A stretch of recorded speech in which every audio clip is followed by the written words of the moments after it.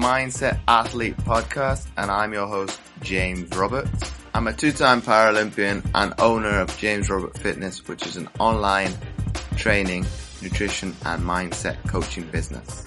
First of all, I'd like to thank Lauren Williams for suggesting this quote to the show. An athlete is a mindset. It's how you prepare, think and execute. Not because of some elite status or physical stature. Anybody can be an athlete. By Chris Harth.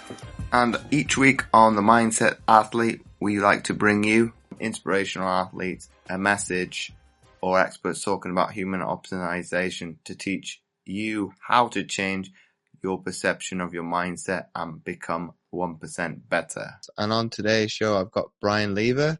Bryan is a below knee amputee, competes as a biathlon athlete for the AFPST and GB development team, as well as being a sprint kayaker for Way Kayaking Club in Guildford. So welcome onto the show, Bryan. Thank you for having me. So beyond the initial introduction that I've given you, Bryan, obviously some people might be interested to know, what is the AFPST team?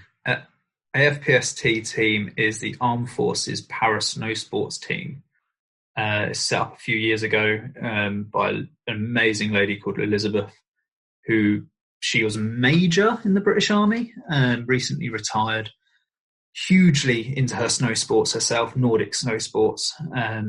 She basically saw a gap in the market, but not really in the market, but in the rehabilitation of soldiers serving to get them into winter snow sports. And they started, when she first started the team, there was maybe 2 alpine skiers, and then she built on it and introduced the Nordic side and then the snowboard side, and now the AFPST is practically the UK development squad.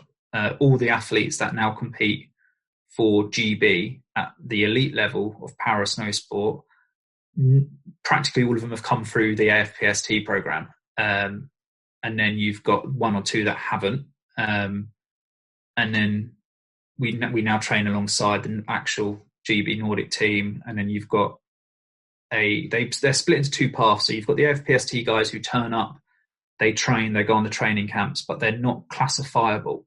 So they do a lot of competitions against able-bodied athletes. So these people suffer from the likes of post-traumatic stress or non-classifiable disabilities. So they'll do the likes of the Army Championships, the Commonwealth Championships, those sort of things where it's as able-bodied as you can make it, really. And then you've got another group of us that are really, really into the idea of racing. And we have gone off and we go on the training camps and work alongside the main GB performance team. Still under the AFPST banner, we're all coached by them and we represent them with everything we do, because if it wasn't for them, we wouldn't be doing it. And then we're basically trying to chase for those spots that come available in the main program. So we race at the development rate competitions, any of the big events that the main squad can't go to because there's a calendar clash. We step in and fill gaps there.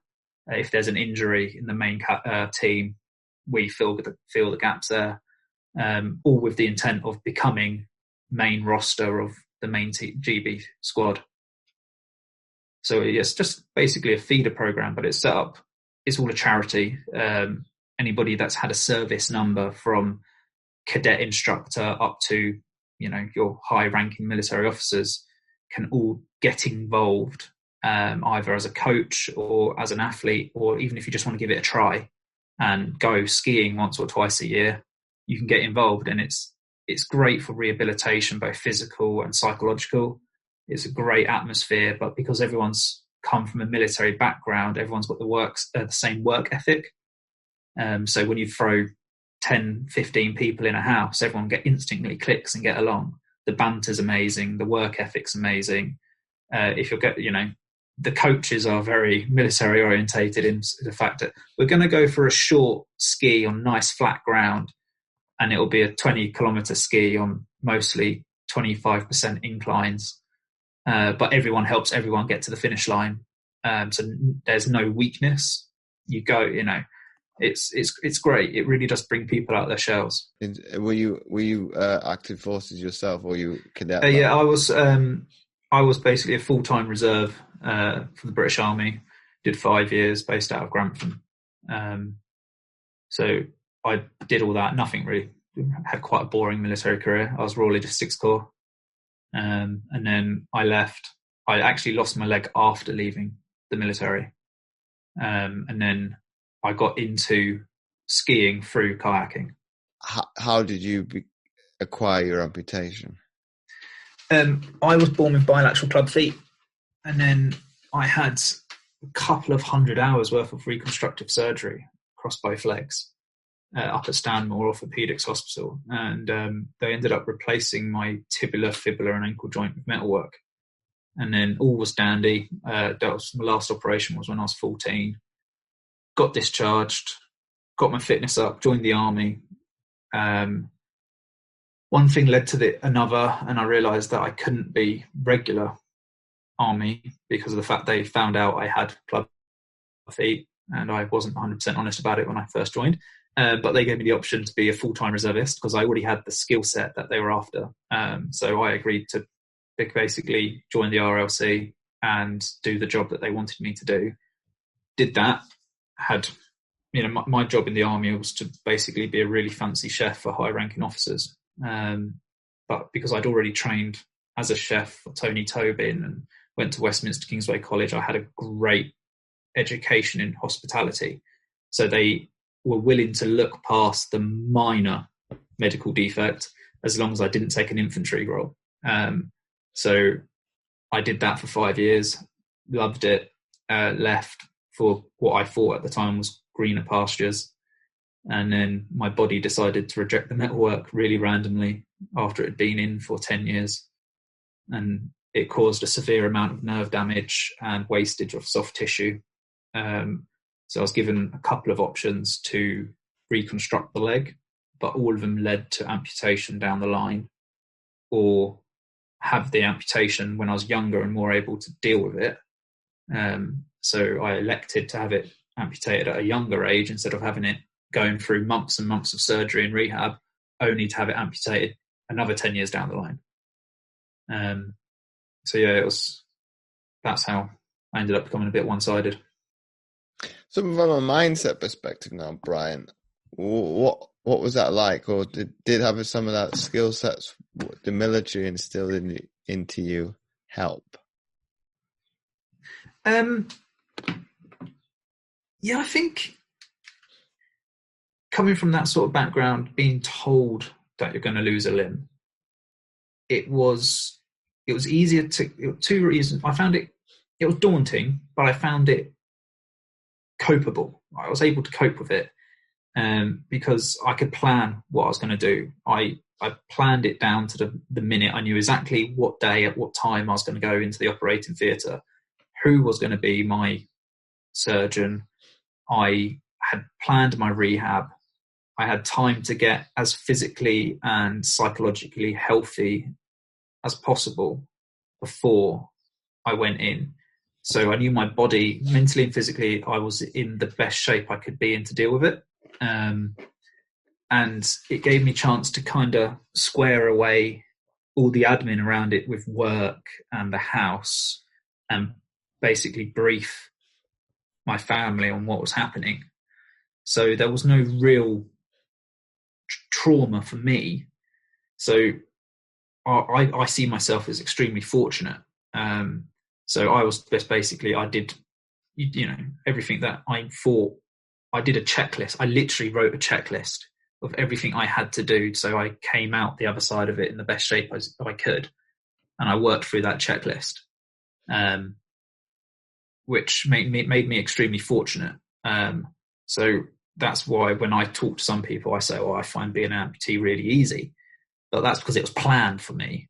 People that have had accidents, others, some of my old colleagues who have become amputees on, through their job, it's not so easy for them because one minute they've got 2 legs, next minute they wake up 2 weeks later and they've only got one leg. They can't plan any of it. So I was very fortunate to have the opportunity to become an amputee on my terms.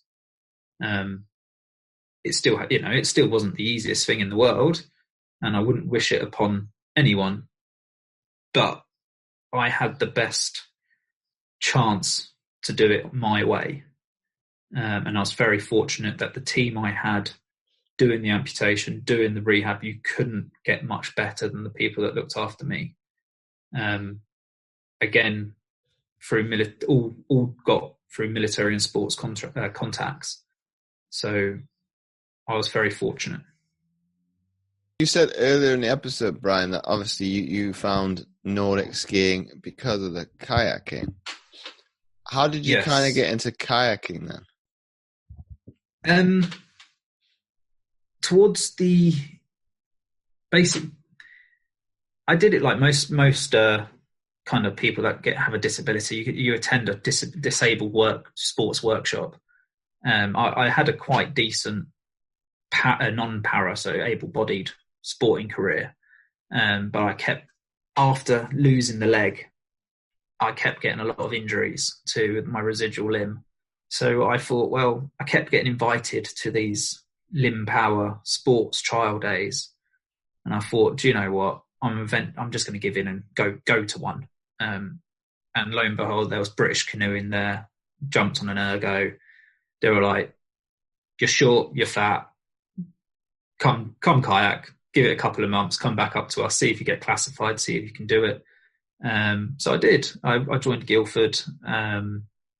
Did it as a little bit of a hobby to start off with. I kept up my able-bodied sport, and then 3 years ago, I got given an ultimatum by my surgeon saying, if you keep hurting your residual limb, we're going to have to amputate more of it. So I gave up non-para sport, jumped headfirst into kayaking, really started kind of grinding it out on trainings at 6 o'clock every morning, just to fill a void, I think.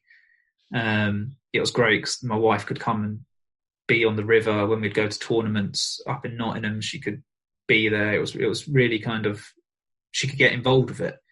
And then they started introducing ski ergs for cardio, I think year and a half ago, as a low impact form of cardio. And I thought, oh, this is pretty decent. So my times got registered. Someone saw my time somewhere, and the next thing you know, I got a phone call saying, would you like to give snow a go? And I went, I'm a kayaker. And they went, yeah, but kayakers make good sit skiers. And I was like, if you say so. And I went along for a trial week.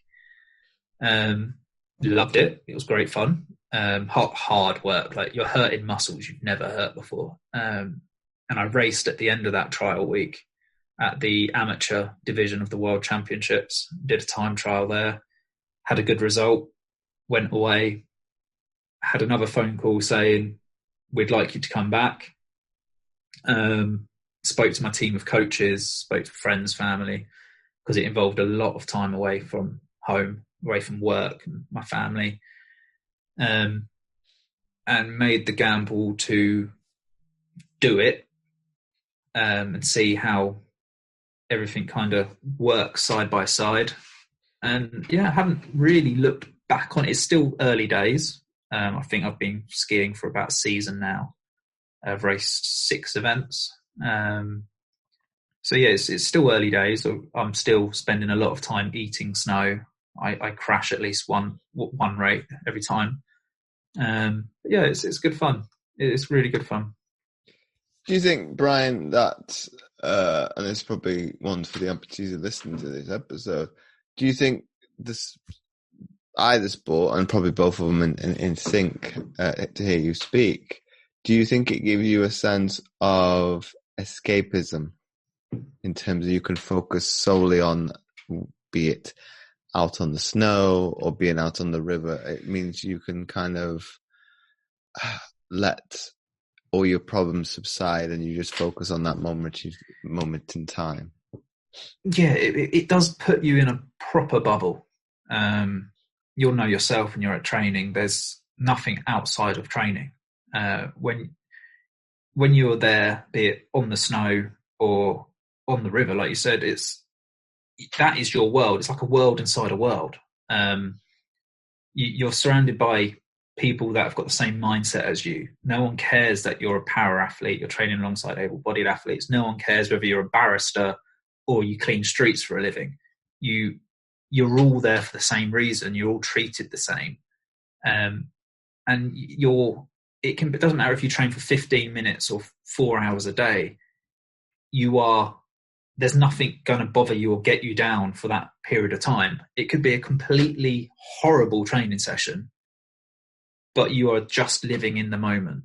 There's no outside worries. And I think it's great, because you can have a terrible day at work, a terrible night, sort of sleep the night before, because, for example, if my son's not sleeping, but I still get up at 5 a.m, drive the 45 minutes to training, because once I'm there and I'm out the car, that's me. I'm in my own world for that period, that length of time. And then the moment I get back in my car and I turn my phone back on, I'm then back in my other world, where I've got bosses and directors to keep happy and a family to look after, which, I'm happy. I'm blessed to be in that situation, but I just a turn off switch. So how difficult was it? Because obviously we discussed off air before coming on to record that obviously you as a club at Guildford have only gone back to training as of Monday. What was it like for the other 2.5 months not being able to train per se with another individual? It was challenging. I was very fortunate during the lockdown that, due to my career, I was very busy. But training became quite challenging. It became noticeably easy just to say, do you know what? I'll take today off. And then I believe we had quite an in-depth conversation where it was like, actually, that's the wrong mindset to be having. And I started to really focus on, with a pen and paper, write down that tomorrow I'm going to do these activities. I'm going to go to work, I'm going to come home, put the little into bed, and I am going to smash out a two-hour training session that does X, Y, and Z. And once I started implementing that format, I started to get the enthusiasm back behind training, and I started enjoying it.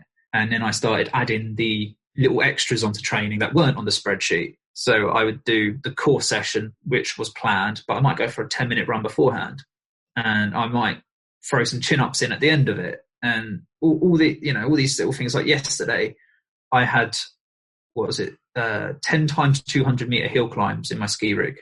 That was all that was on my plan.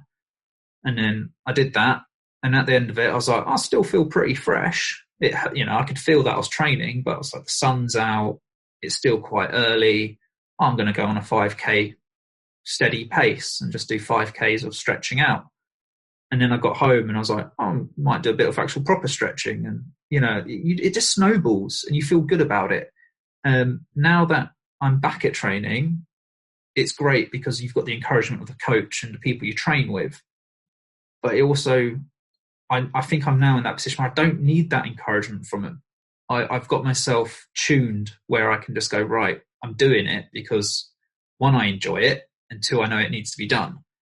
I'm not using the kind of lockdown as an excuse not to train anymore, which meant my diet's falling back in line.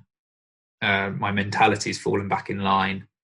My nutrition went completely off board. But that's back in place. The weight's starting to drop off again. It's good. And you said there, Bryan, obviously that's your words, not mine. Be the conversation we had probably about a month ago with you helping out some market research. I obviously put elements of, I won't say doubt, but questions into your mind that probably made you kind of think internally, well, am I doing what, in a sense, going to my core beliefs? And probably ultimately you probably thought to yourself when you wrote it down, no, obviously I'm going against everything what I stand for, so I need to do something about it. Versus you saying it was me that put that into the fear of doubt into you. I probably got you to probably question certain things that you were doing. Yeah, I think the core beliefs are always there. You don't kind of get to a decent level in sport or a career, and that's what, if you don't have those set core beliefs. But I think I got caught up in the whole ethos of everyone just kind of chilling and lighting the barbecue in the evenings and stuff like that. It became too comfortable, and I'd forgotten that I like living in the uncomfortable. I like going out and doing the miles and like putting the hours in. And just saying it out loud, I think that's all it took, was just saying it to someone else, that I heard myself speak, and I went, really, mate, pull your head out, get back to it. This isn't you. And the next day I went for the first run in, I don't know, a year, simply because it was the only activity I could do. My rig had 4 flat tires. I was waiting for Amazon to deliver new tires to me. So I was just like, well, all I can do is run. It's going to be a slow run, and I'm not going to cover much distance, but I'm going to run. And I went out and I ran. And then I've just built on it. Some days I can't train because of work or family. So the days I can do, I make up for the days that I didn't. And it just took a little bit of sitting down and planning what I'm going to do around my timetable. And I realised I can still live in my bubble of training when the rest of the world is sitting around doing nothing. I don't need a coach there to be kind of whipping it, going, do this, do this, do this. I can, I'm 30 years old. I should know how to train by myself by now. And I think it was like, just talking to you made it clear that I was just being lazy for the sake of being lazy. So I just kind of went back to being what I was before the lockdown and put some more effort into it. I wouldn't ultimately call it laziness. I would call it people are utilising certain coping mechanisms. It might be, you talked about comfort zone. It's probably for people to go into their gardens and be, I'm assuming it's sunny outside where you are in the UK, we've been on the same island together. It is an excuse to go out and have a barbecue, and you've probably seen, I've seen one chap who's in the group you and I are, that I run, is I think he's had, if not 2, if not 3 barbecues in the time that short pace that I've known him. And he's kind of whack up the boombox. If it disturbs a neighbour, oh well. But obviously he gets satisfaction out of the music that's playing. He's happy and content because he's in a sense of comfort. And also that's an element of control. And I think when you mentioned laziness, you probably disagree with that a little bit. Obviously it's not within the scale of the things you are in control of your actions of doing that. However, it is lazy versus a perspective of where you were before. So it's not laziness. It's maybe a little bit you've taken the foot off the gas. And you and I both know that. I think you mentioned even with the virtual call that I run on a Saturday, that you said it's difficult to be able to take that step back and have that rest. So saying it's laziness, it's maybe reframing it from a positive as, well, okay, maybe I needed that element of rest. I'm not saying the time frame was maybe it got from a rest period to now. Yeah, I think it went from a rest period to kind of I'm just chilling. Taking a couple of days here and there is always good for the soul. But I think those 1 or 2 days snowballed into a week, that snowballed into a fortnight, and I became comfortable not doing it. And then I needed to get back to it. Because it's a bit odd, but I think training kind of completes me as a person. It makes me more of a happier person to be around. I noticed years ago when I was doing able-bodied sport, because I'd train 3 hours a night, 5 days a week for the team that I trained with. And any of us that weren't training, we'd become really miserable really quickly. To to the stage where even if you were injured, you'd turn up and you'd sit and you'd watch those that were training, simply so you were in that little bubble, that little environment of, I can't actually physically do it, but I can watch others do it. I'll still learn a little bit from it, maybe technique wise.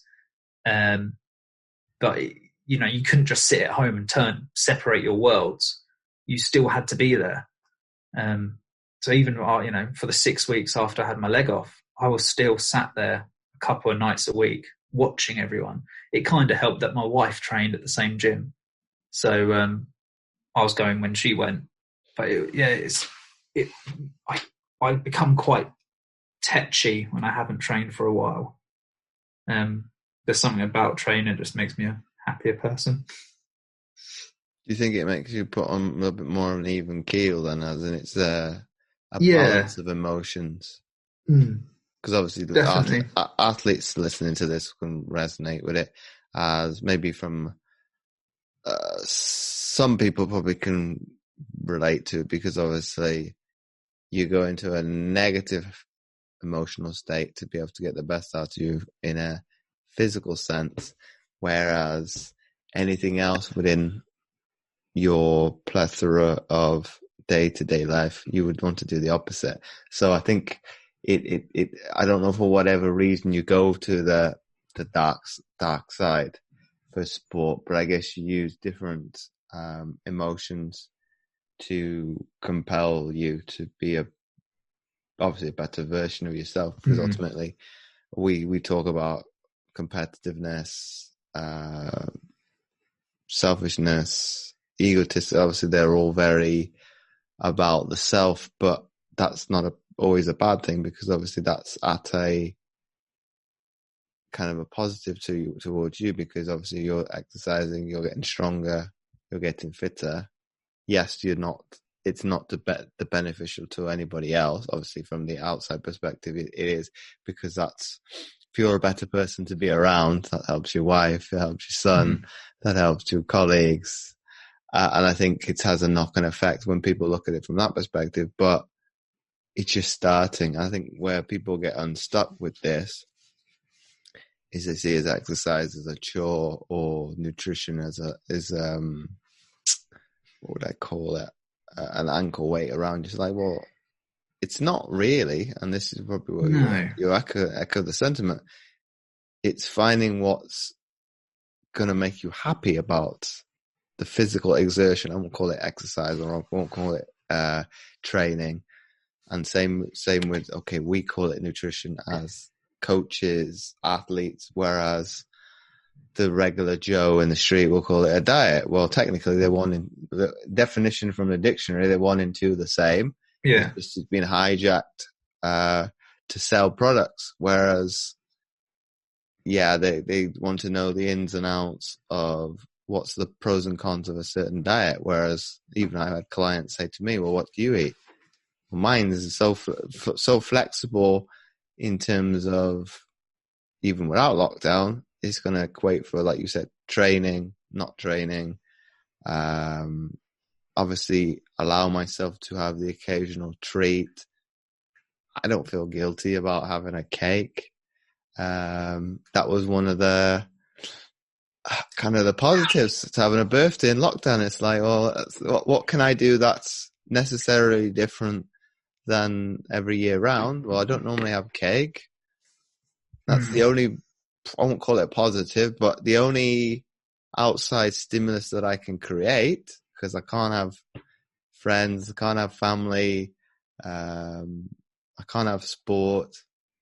What's going to give me a momentary dopamine hit, which is a sense of that what it is? Okay, cake. Enjoy that. I had exactly the same. I had my 30th in lockdown, and I indulged a fair bit. I had the most amazing cheesecake ever, and then I did have a good friend of mine shipped me a crate of ciders that we normally go to an agricultural show every year as a community, little kind of village community, but we couldn't go this year. So there's a microbrewery that sells proper dry cider, and he phoned her up and got quite a fair bit of it sent to our houses. So we had a tipple or two, and I didn't feel guilty about it because it's not something I do every day. I do it in measure, so I know that I had a few, over that week period, I had a few drinks. I ate practically a slice of cheesecake every night just to get rid of it. But I know that the following week, I'm back to eating clean, so I didn't feel guilty about it. Someone said the other day on the chat that you're having, they're cutting down how much they drink. It's the small steps that make the big difference. People that go, I've seen this on social media, I want to do this diet. It's such a radical change straight away that you're never going to stick to it. It's all about making smaller positive life changes that will make the results more easier to achieve. So someone said the other day that, if they grab a burger, they now share half of it with their wife instead of having a burger each. Well, great, well done. Me and my wife are exactly the same. Once in a while, we'll order a pizza. We'll have half a pizza each, but we won't have a pizza ourselves. It's about making the small differences. You can go to a pub and you can socialise without drinking alcohol. And if you are going to drink alcohol, what's an alcohol that you like that's low in calories? You're still getting the feeling of being involved with your friends and drinking, just without the 200 calories a pint kind of deficit. And then you posted up something the other day about living in a calorie deficit isn't as drastic as people make it out to be if you make those small changes, and those small changes will make a big difference on the scales. But I always try and tell people that talk to me about weight and stuff, because I'm from the outside looking in, my nutrition looks decent, but I know from a professional stance it's pretty bad. But I was having this conversation the other day I don't focus on the scales.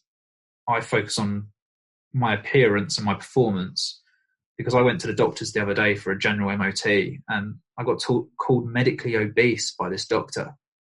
And I was just like, seriously? She was like, your BMI is off, your BMI is up there, your height to weight ratio. And I went, and? I was like, I'm not going to be in your bracket. She wanted me to drop like 10 kilos. And I went, okay, yeah, I've got a little bit of extra timber I could chisel away and I'm working on it, but it's still not going to be 10 kilos. When I'm back to full-time training, I'm going to only put weight on. This time last year, I looked like an upside-down Dorito. And I was like, you called me fat then. You called me medically obese then. Now you're just calling me obese. I was just like, you've got to understand it's not always about what the scale says. I know people that are Olympic medalists who are technically classed as medically obese, but they have a 1% body fat index. And you can't fixate on what the scales say. If you're happy at the size you are and you're healthy at the size you are, then be the size you are, as long as it is healthy. Just because someone goes, oh, you weigh 80 kilos, that's fat. No, I weigh 80 kilos because my sport requires me to be the size I am. You can't label everyone with the same kind of label. You've got to kind of look at your own circumstances and stuff. So talking to a lot of people about diets and stuff like that, they go, oh, I want to look like him, I want to look like her. It's just like, well, your life, your job will not allow you to look like that person. That person trains 7 hours a day. They haven't touched a carbohydrate in 9 years. Their whole existence is just to look like that, so they look good. I was like, you have an office job, for example. You're sat down for 9 hours a day. So instead of cutting everything out to look like them, how about you get up every hour and you walk around the office? Make those small steps. Try and hit your 10,000 step count a day, because if you do that every day, you're going to see a difference. I think it goes a bit further than that, though, Bryan. I think you touched upon it a little bit. It's you aren't them. You need to get your grasp of that. you need to be content with, like you say, yourself. And that obviously requires a lot of work because it's mental. It's like you want to, we'll use the women as an example, but I can use men as well. You want to look like a person on the front of a magazine. But where does that hysteria come from? That's a learned behaviour. And it's telling people that it's like, well, you've learned it. You can unlearn. Obviously, we're looking at the opposite for one. You can unlearn that. And the same with, be it, somebody said to me with the video I put out yesterday about willpower and motivation. He said there's two different things. Like as far as I'm concerned, from where I'm coming from, and obviously you'd probably be very similar from an athlete perspective. There's no such thing. There's no difference. And I looked up the definitions in the dictionary. They overlap because willpower talks about a restrain from an impulse, which I didn't go into detail with, which is an addiction or obsession, which from a sporting context is a good thing, because if you don't obsess about your sport, you won't be able to progress through the ranks. And then obviously with it changing something, obviously with this case being with weight loss, well, that's intrinsic. You want to change something, but it's related to an external factor most of the time, be it a passing comment by a friend or family, a magazine, an advert on television, you name it, the internet, the latest thing that you've seen.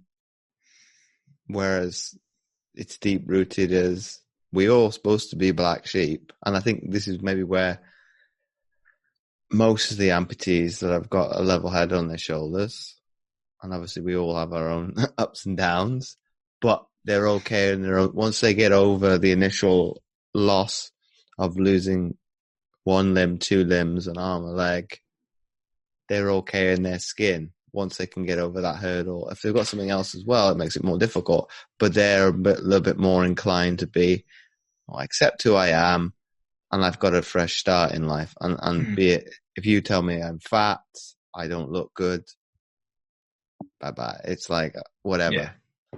And you carry on. No, yeah, I fully agree. I've never, when I first lost the leg, they turned around and said, do you want a cover on your leg? One of those hideous foam things. And I said, no. And they were like, oh, you're one of these people that wants to show it off. I went, no, not at all. That leg is now part of me. I don't want to pretend that it's a real leg, but I'm still not going to advertise that it's a metal leg. I'm just going to accept it for what it is. It is my new leg. I was like, so I don't want to walk around with any extra weight, because those foam things weigh a couple of kilos by themselves. They're not light. So I was like, I don't really want to do that, but I don't really want an overly fancy metal thing that is going to draw attention to it. Just let it, it will be there. People will stare at it to start off with, but eventually it will just blend in. And it has, originally I'd walk through town, especially when I moved into the new village that I live in with my wife. I don't think they'd ever seen an amputee in their lives. Everyone was like, oh, there's a dude with one leg. And now it's just like, oh, there's Bryan. So, I don't mind asking questions, and it when people ask questions, or they kind of kids stare and all that sort of thing.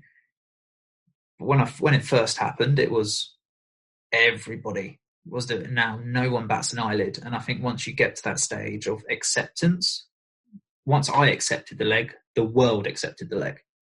Whether it was just I started to ignore people that were looking or commenting on it, I don't know. But it just seemed to me that once I realised that this was my leg, nothing's going to change now. That there was nothing I could do about it. There's nothing the world can do about it. Everyone just seemed to kind of get on with it.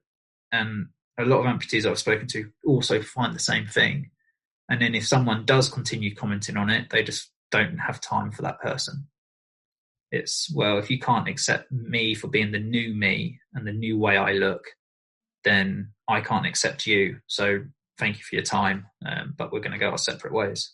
And unfortunately, I've experienced that firsthand. I had some friends that were closer to being brothers than my actual brothers are, and they could not accept the fact I lost a leg. So we went our separate ways. Do you think, with this one, obviously it's his opinion now, Bryan, that sport and the contingent of service members that have lost limbs are very much in the same accord, where their way of thinking is, we're going to base you on your ability, obviously take the piss out of the disability, because that's what I got thrust upon when I first got into sport, and it's something I've never had to talk about even on the show, is because I started able-bodied sport and kind of transferred over in my teenage years. The language that's kind of thrown a lot around is quite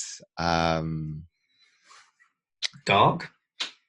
I'd go further than that, but in terms of when you're on the outside looking in, you kind of have this perception, well, can you really say this about another person's disability based on societal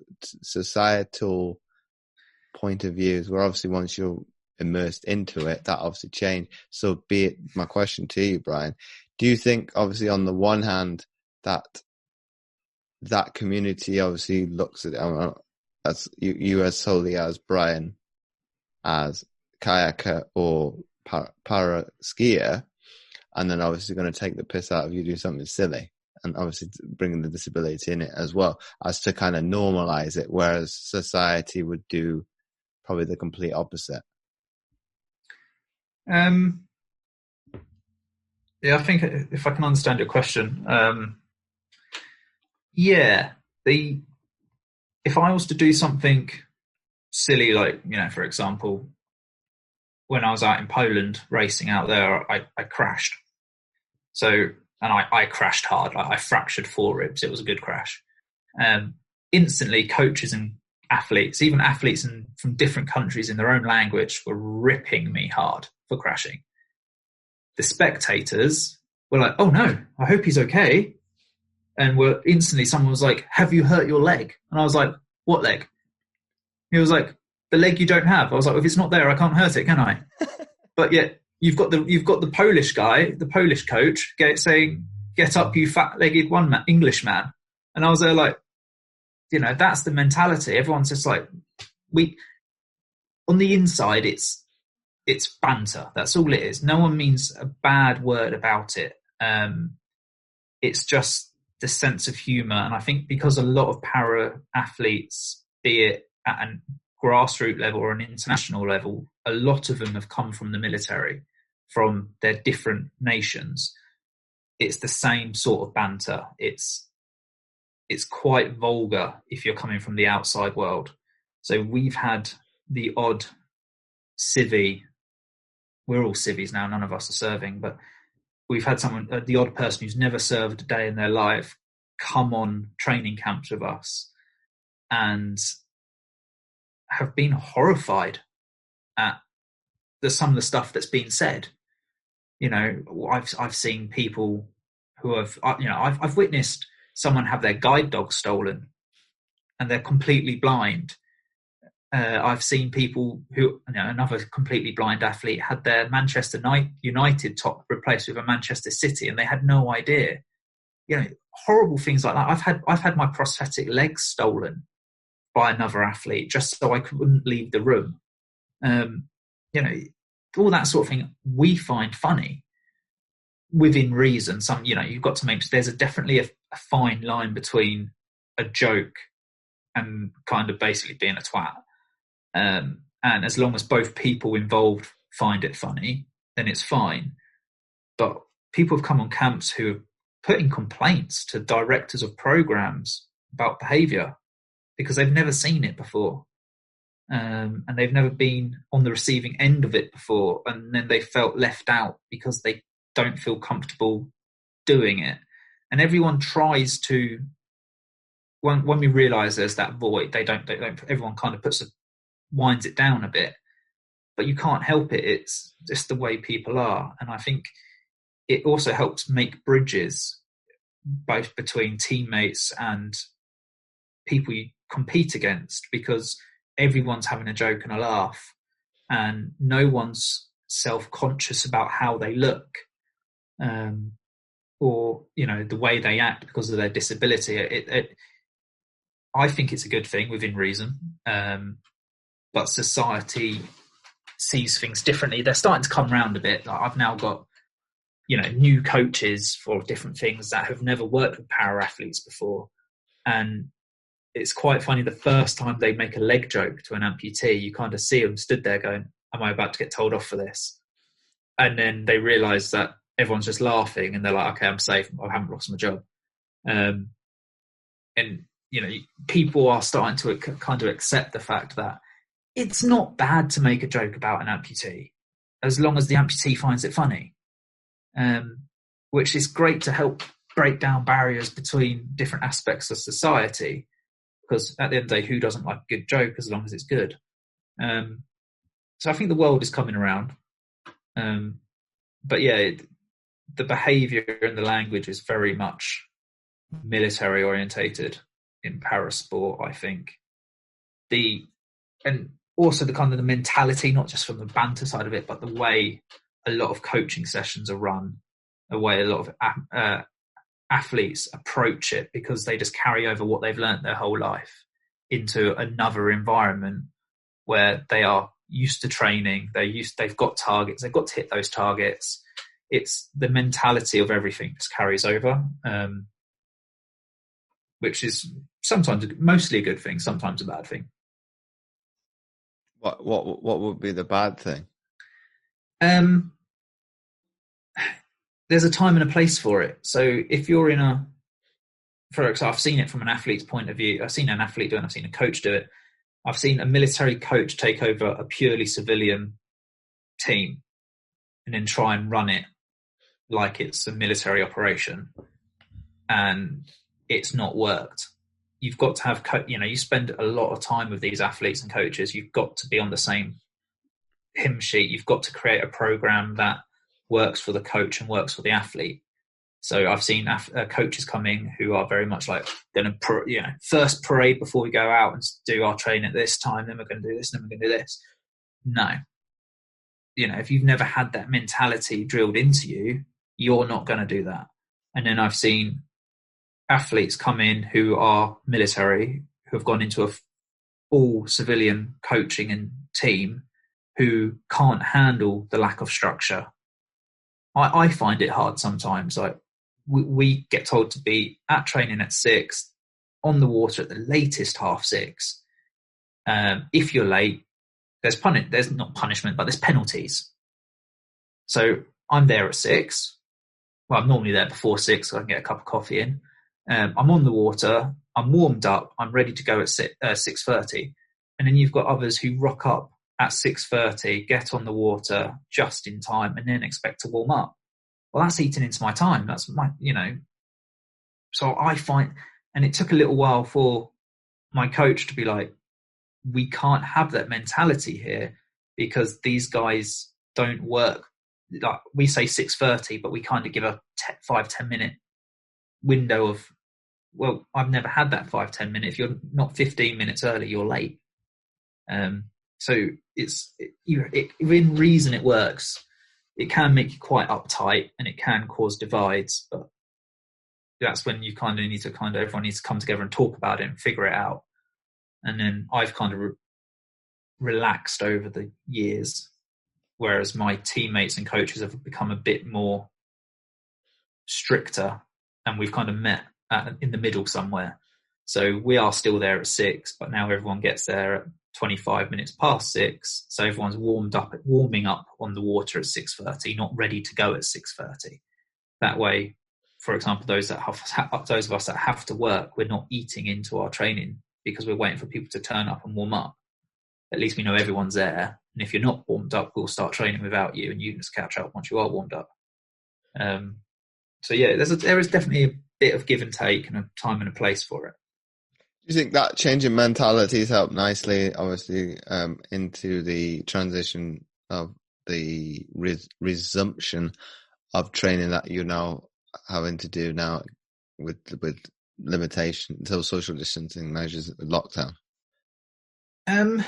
Yeah, I found not having to be around people, not having kind of, I know my timetable, so I stick to my timetable. But I found it quite easy not having to be around people to train.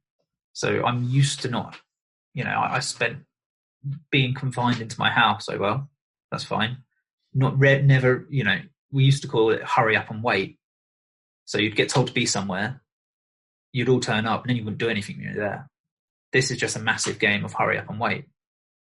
You know that eventually you're going to get told to do something, you just don't know when, so you might as well fill the time in between.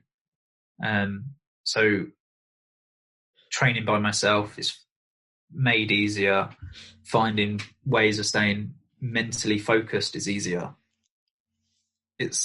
I've spoken to a few guys I served with, a few guys that, like, both my brother-in-laws are still serving, and they've all referred to it as just one massive game of hurry up and wait, which it kind of is. But in terms of obviously that transition that you talked about before we come on air, should I say, not off air, of you've got like a plethora of different levels of senior athletes, not amateur ones or recreational people that see it as kayaking as a hobby, having to probably adapt and make remaster the way that they're training to kind of reconvene to the difficulties that obviously that it brings, because ultimately, like you said, the chap who's a medalist, yes, you know what you're doing when you're training, but nobody in their right mind has ever faced these different limiting factors to be able to curtail some aspects of training.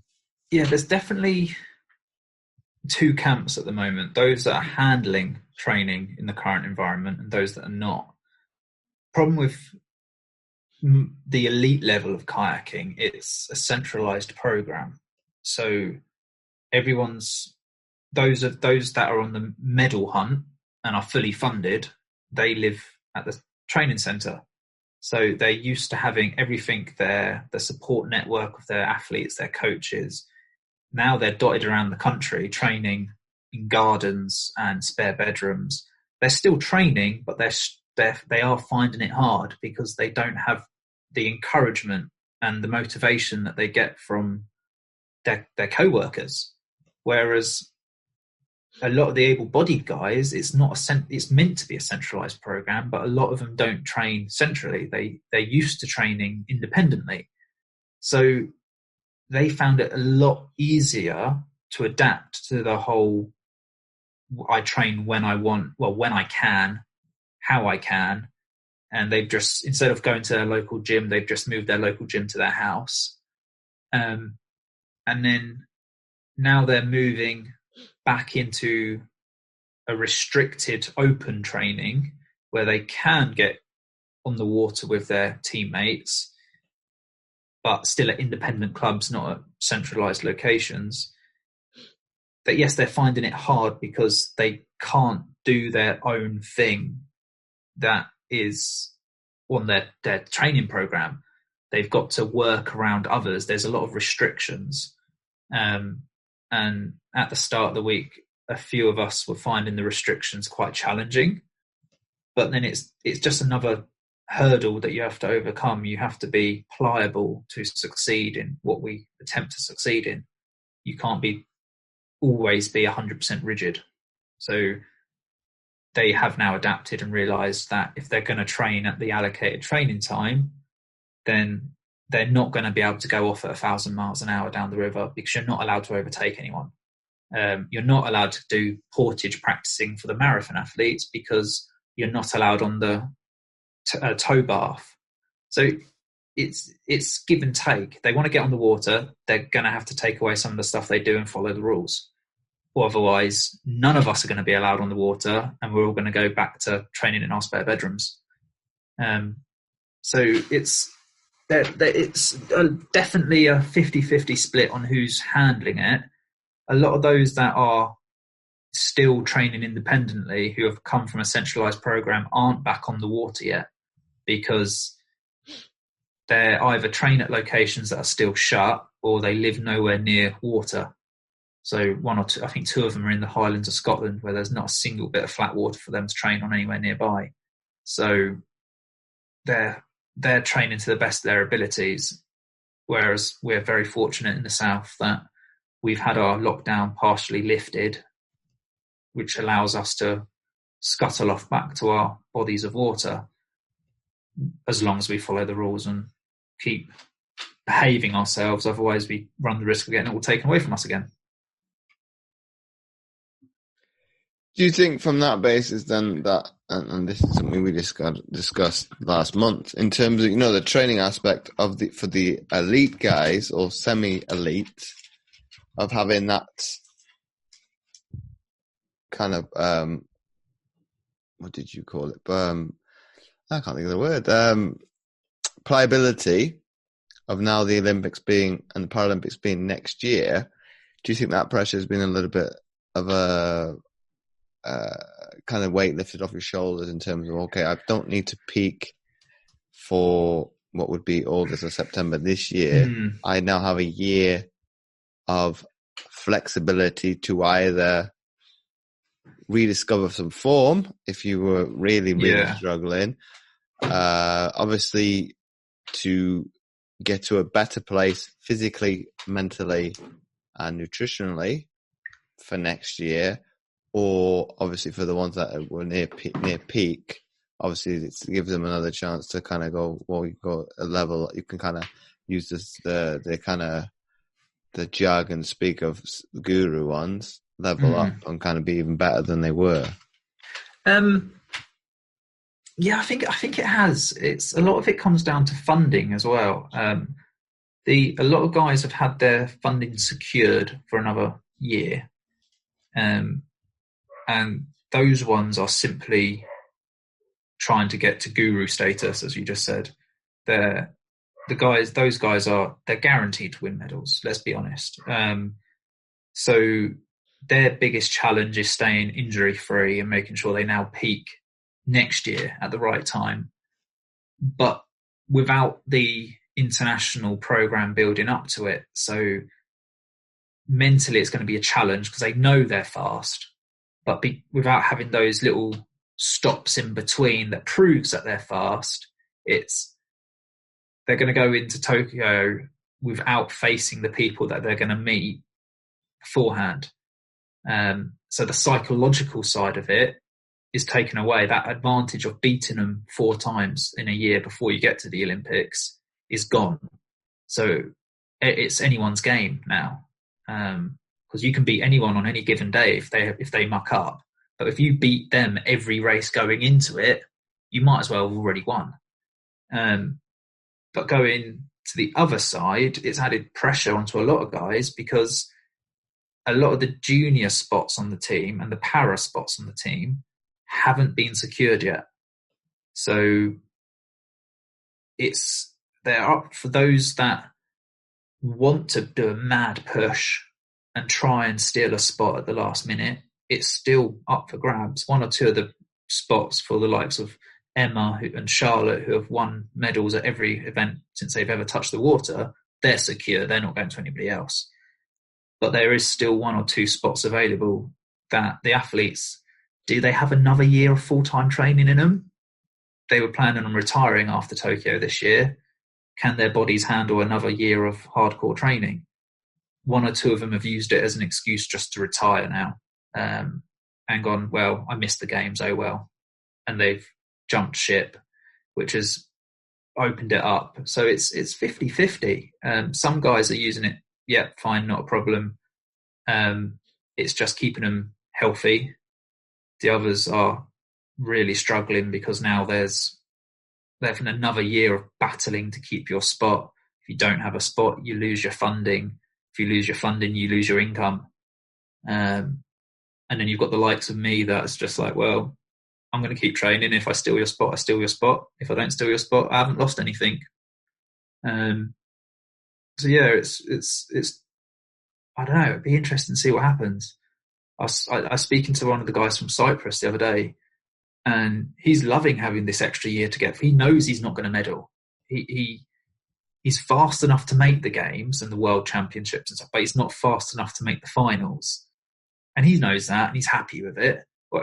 But he's now using this as an opportunity to try. He's got an extra year to find that extra gear to try and make the finals. And now they've got an extra year to train a K2 partner for him as well. So it means he gets to race in 2 races. He's loving it. Whereas if it happened this year, he'd be racing on his own and he'd be the only Cypriot kayaker. Well, now there's 2 Cypriot kayakers going out, so it's great for him. He's having a field day. So what do you think on that, Bryan, in terms of the conversation that we had a month ago and where you are now and where we will be at in 12 months' time? I know it's a bit of a hard question to answer where the future will take you, but what strides do you think you've made in the last month? In the last month, I've been focusing quite heavily on cardiovascular and just trying to trim a bit of the timber. So my strides haven't been water-based, but I know that they will affect the results on the water. So I've just been trying to make sure that I can hold a peak heart rate for longer and that I'm not carrying any extra weight, so therefore I can go faster. If I can go faster and I can hold my maximum heart rate for longer, I can explode faster, which will help with both kayaking and skiing. Do I think that in 12 months' time I'll be lining up in a GB jersey in Tokyo? No. The guys in my bracket are faster than me, and they're not close. I'm not close enough to them to make that gap up in 12 months under the current circumstances. If I quit everything, trained every single day, when I didn't have to worry about going to work and I didn't have to worry about everything else, then a possibility, that I could pick up a reserve spot or I could even grasp a spot. But as it currently stands, we have some very, very talented racers in my classification, and I'm just not the fastest in the country. So I've not beaten those guys. They've not lost an international for a while. So I would have to I'd have to really improve, or they would have to dramatically decrease in the next 12 months for me to line up. But accepting that has taken a lot of pressure off me I'm still training. I still love it, but I'm not putting a lot of pressure on myself to lift heavy weights and do the long distances and risk getting injured. I can do this. I can take the slower, smarter route now. And because this year's domestic season's gone, no one's racing this year. So all I've got to go by for how my improvements isn't race results, it's time trial results down the club. So because that's not public knowledge, no one's there watching me race, I don't have to put the pressure on myself to make drastic, sudden improvements.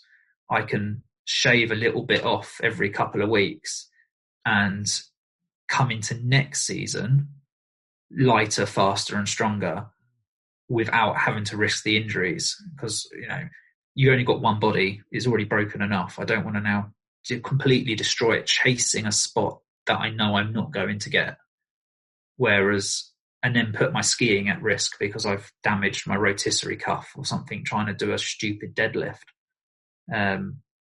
So yeah, it's taken the pressure off me. I can now take the smarter route than the drastic kind of Spartan route that I was thinking I was going to have to try and take to try and make some ground up. But do you think to give some context to the listeners, that you're living in a world that obviously having a full-time job and doing sport, you live in a bubble that was pre-UK sport and lottery funding versus obviously the guys that are training full-time and that's their job. So you're kind of two ends of the spectrum in terms of it's obviously realistically and ideally you'd like to be on an equal footing to them, but that's not possible. But in terms of it's kind of an uneven playing field from the aspect of you're doing something that obviously the athletes have gone by an era obviously had no other choice because it ultimately they needed to put food on the table and keep a roof over their head and then do something that was ultimately a choice to compete at the international stage, but versus what is now a modern days, I would call it a luxury for some athletes because they probably take it for granted and they forget about what came before. But in terms of where you see it, do you think as long as you can get as close as them as possible, you've probably done the harder yards because ultimately you're having to do something that more difficult? I take a lot away every time I catch up with or I beat an athlete who's funded, because when I first started, I used to be like, oh no, I used to kind of resent them because they've got given it. They're not living an easy life. They're on a rolling month contract that if they lose speed, they lose their funding as quickly as that. But I used to be like, well, I'm going away, I'm working 14 hours a day, I'm trying to get training sessions in, this, that, and the other. And it used to eat up at me. And then I started to realise, well, no, if I can do what they can do on having to, it's harder. It's a lot harder. I would love to be funded, but if I can achieve what they're achieving off my own back, it means more. It's down to my hard work and determination and the hard work of the team that's around me to get me there. We've made that. It's not lottery funded. It's not Sports England. It's not any of those guys. They can't take credit for anything that I achieve. It's down to our hard work, our teamwork, our dedication. Ideally, I'd love to be I'd love to be given an athlete's living allowance and then top it up with a bit of part-time work in the off season. If it happens, great. If it doesn't happen, I'm still going to be a contender, but be a contender off my own back. And I'm very fortunate to be sponsored by the people I work for. They're fully understanding of the dedication and time. They'd love me to put in as much time as I do in training into work. But they just know that's not kind of how I'm mentally wired. I do the work, but I'd rather be at training. And I'm very fortunate in that sense. I know a lot of people that their work doesn't care about sport. So eventually once something's got to give, I'm very fortunate to have that balance. And they take a lot of pride out of what I achieve as well. So to come away from Poland with medals at the start of the year was amazing, because I was competing against fully funded, much higher ranked athletes in the world than me. And little old me rocked up unranked. I'd only just been classified, and it was my first proper international. I'd raced international development races, but this was against guys who are doing the world circuit, and I walked away with a medal. That was great, because all these guys are basically shoo-ins for Beijing. It meant a lot. It meant more to do it off my own back than to be spoon-fed everything, I think. My final question to you, Bryan, before we wrap up the episode is then, if you had to summarize what we've been speaking about, obviously it's quite a long episode, but if you had to summarize what we've been speaking about into one sentence for people to take away, what would that be? be the best you instead of being the worst someone else. As long as you are happy with yourself, then be happy. So on that note, Bryan, thanks again for coming on the Mindset Athlete podcast. No, thank you for having me. Pleasure's been all mine. If you like this episode, please do share it with your friends and do let Bryan and I know what you thought of the episode by tagging us over on Instagram at LeverBryan. That's Leaver Bryan with a Y, and at James O Roberts 11. And again, you can do the same on Twitter and Facebook. And in addition, if you had any additional questions, don't hesitate to shoot them over as well. As always, don't forget to check out my free content at fitamputee.co.uk and click on the tab Resources. But not forgetting, I've also started a new Facebook group, especially for the podcast, which you can find by typing in The Mindset Athlete. And last but not least, and one especially for the amputees listening to this show, I've recently created a Facebook group called The Amputee Coach, Fitness and Nutrition for Amputees to help you lose 10 plus pounds. So make sure to check those links out. They will be in the description. You can find all the show notes at mindsetgame.lipson.com under the category General. So once again, thanks for listening, and I'll catch you next week for another episode of the Mindset Athlete podcast.